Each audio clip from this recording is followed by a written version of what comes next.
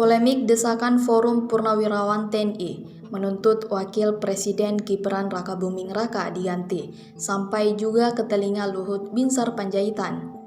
Purnawirawan TNI itu pun menilai para pihak yang mendesak Gibran Rakabuming Raka dicopot dari jabatannya sebagai Wakil Presiden Kampungan. Ketua Dewan Ekonomi Nasional itu mengatakan, saat ini seharusnya rakyat Indonesia kompak, apalagi dengan kondisi dunia saat ini.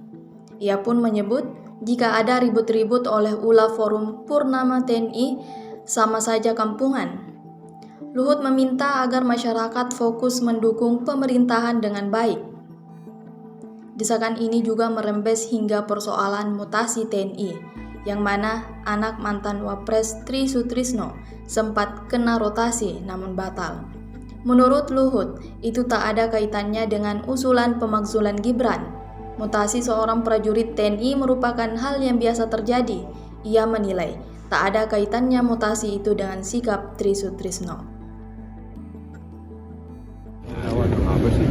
Kita ini harus kompak itu aja sekarang. Ini keadaan dunia begini, ribut-ribut gini kan kampungan ya. Jadi kita harus fokus di mana mendukung pemerintah. Berarti sama sekali Presiden Prabowo itu tidak menegur Panglima TNI terkait mutasi kemarin.